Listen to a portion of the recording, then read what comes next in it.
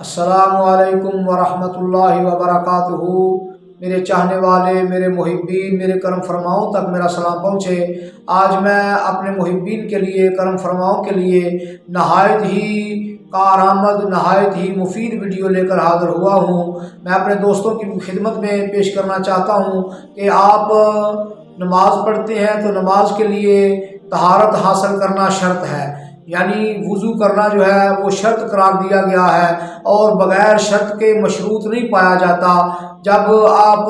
وضو نہیں کریں گے تو آپ نماز نہیں پڑھ سکتے۔ تو وضو تو آپ نے کرنا ہے، لیکن وضو کے ساتھ ساتھ آپ اگر نبی اکرم صلی اللہ علیہ وسلم کے بتائے ہوئے طریقے پر چلتے ہوئے اور سرکار کی مسنون دعائیں پڑھتے ہوئے اگر آپ وضو کریں گے تو پھر انشاءاللہ العزیز آپ ظاہری طہارت تو حاصل کر ہی رہے ہیں، ساتھ ساتھ باطنی طہارت بھی آپ کو نصیب ہوگی۔ یعنی آپ ہاتھوں کو دھو رہے ہیں، چہروں کو دھو رہے ہیں، سروں کا مسح کر رہے ہیں اور اپنے پاؤں کو دھو رہے ہیں۔ اس کے ساتھ ساتھ اگر آپ ہر عضو کے دھونے پر مسنون دعائیں جو ہے وہ پڑھتے رہیں تو انشاءاللہ آپ کو ظاہری طہارت بھی حاصل ہوگی اور باطنی طہارت بھی حاصل ہوگی، اور آپ وہ نماز پڑھیں گے جس کا ذکر قرآن نے فرمایا ان الصلاۃ تنہی عن الفحشاء والمنکر، یعنی آپ وہ نماز پڑھیں گے جو بے حیائی اور برائی سے انسان کو، بندہ مومن کو روک دیتی ہے۔ پھر آپ وہ نماز پڑھیں گے جس کو سرکار دو عالم صلی اللہ علیہ وسلم نے فرمایا الصلاۃ معراج المؤمن، نماز مومن کی معراج ہے، یعنی آپ وہ نماز پڑھیں گے،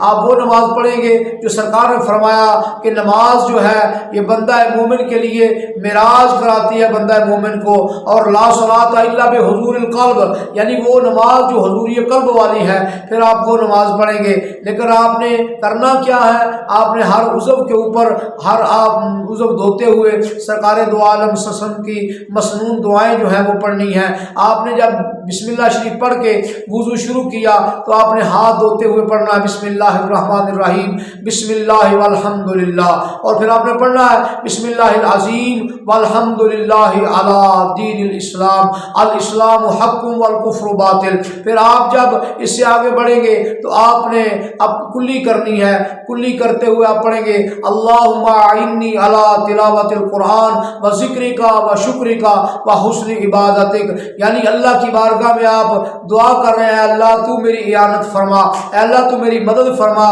تلاوت قرآن پہ، اے اللہ اپنی عبادت پہ، اے اللہ اپنے شکر ادا کرنے پہ مجھے تو توفیق عطا فرما، میری اعانت فرما، میری مدد فرما۔ بندہ مومن یہ پڑھتے ہوئے آگے چلتا ہے، ناک میں پانی ڈالتا ہے تو عرض کرتا ہے اللہم ارہنی رائحۃ الجنہ ولا ترہنی رائحۃ النار، اے اللہ مجھے جنت کی خوشبو سنگانا، اے اللہ مجھے جہنم کی بدبو سے دور رکھنا۔ پھر بندہ مومن جب اپنے چہرے کو دھوتا ہے، وہ چہرہ جس کو میرا اللہ فرماتا ہے کہ ہم نے انسان کو احسن تقویم پہ پیدا فرمایا، اس کے چہرے کو سوہنا بنایا، خوبصورت کیا، جب اس چہرے کو دھوتا ہے تو بندہ مومن یہ پڑھے اللہم بید وجہی، اللہم بید وجہی یوم تبید وجوہ و تسود وجوہ، اے اللہ جس دن تیرے بندوں کے، کچھ بندوں کے چہرے سفید ہوں گے، کچھ بندوں کے چہرے سیاہ ہوں گے، یعنی کفار اور مشرکین کے چہرے قیامت کے دن، محشر کے دن میرا اللہ سیاہ کر دے گا، اور بندہ مومن جو ہے، جو میرے محبوب کا امتی ہے، اس کا چہرہ میرا اللہ سفید کرے گا۔ یعنی جو وضو کرتا ہے اللہ کی بارگاہ میں حاضر ہونے کے لیے، نماز ادا کرنے کے لیے، میرا اللہ اس کا چہرہ سفید کرے گا۔ تو یہ بندہ مومن عرض کر رہا ہے، ساتھ ساتھ منہ کو دھو بھی رہا ہے، اپنے چہرے کو دھو بھی رہا ہے، اور عرض کرتا ہے اللہم بید وجہی یوم تبید وجوہ و تسود وجوہ، اے اللہ میرے چہرے کو سفید کرنا، جس دن کچھ چہرے سفید ہوں گے، کچھ چہرے سیاہ ہوں گے، اے اللہ میرے چہرے کو بھی سفید کر دینا۔ تو پھر بندہ مومن جب سر کا مسح کرتا ہے تو پھر عرض کرتا ہے اللہم اظلنی تحت ظل عرشک یوم لا ظل الا ظل عرشک، اے اللہ جس دن کوئی سایہ نہ ہوگا،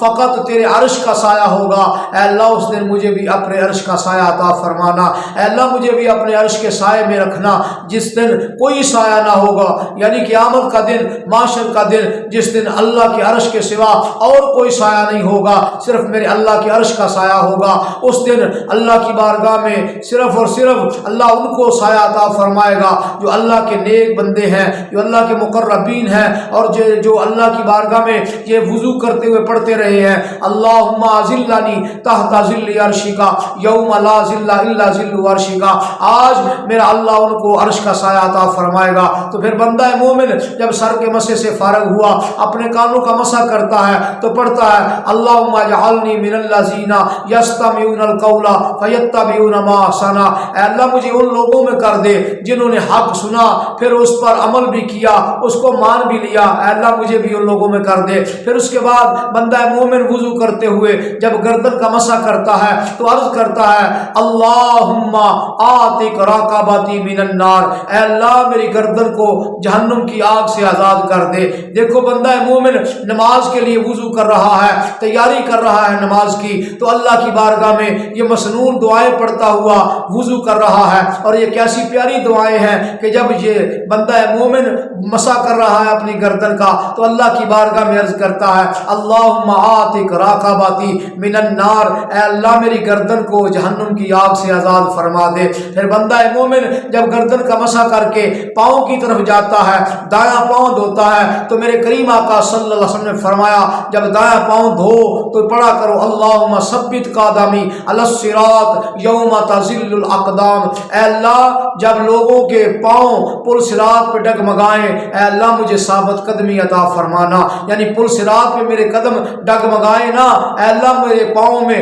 لغزش نہ آئے، جنبش نہ آئے، اے اللہ مجھے ثابت قدمی عطا فرمانا۔ جب بایاں پاؤں دھوتا ہے تو پھر اللہ کی بارگاہ میں عرض کرتا ہے اللہم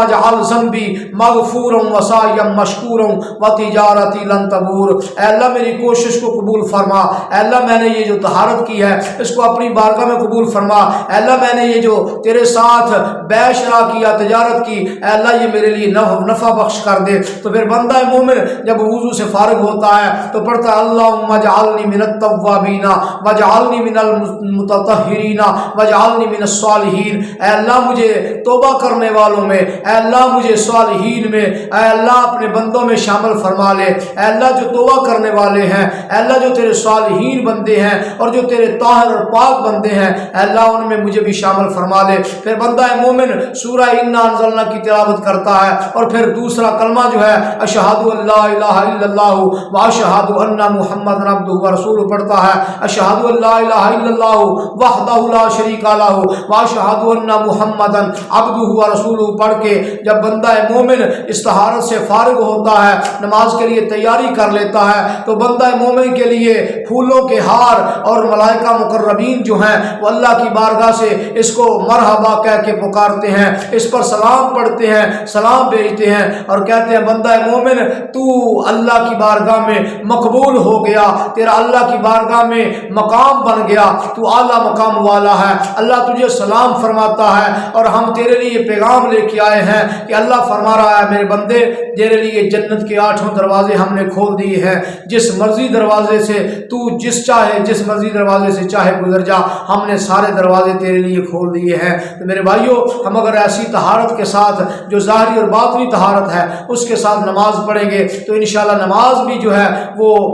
اعلیٰ قسم کی ہوگی اور اللہ کی بارگاہ میں مقبول نماز ہوگی۔ پھر ہم ایسی نماز پڑھیں گے جو اللہ تعالیٰ جل شانہ جس میں بندہ مومن کو عروج عطا فرماتا ہے، معراج کرواتا ہے، وہ تبھی ہو سکتا ہے کہ جب ہم ظاہری اور باطنی طہارت کے ساتھ یہ نماز پڑھیں گے۔ اللہ تعالیٰ عمل کی توفیق عطا فرمائے۔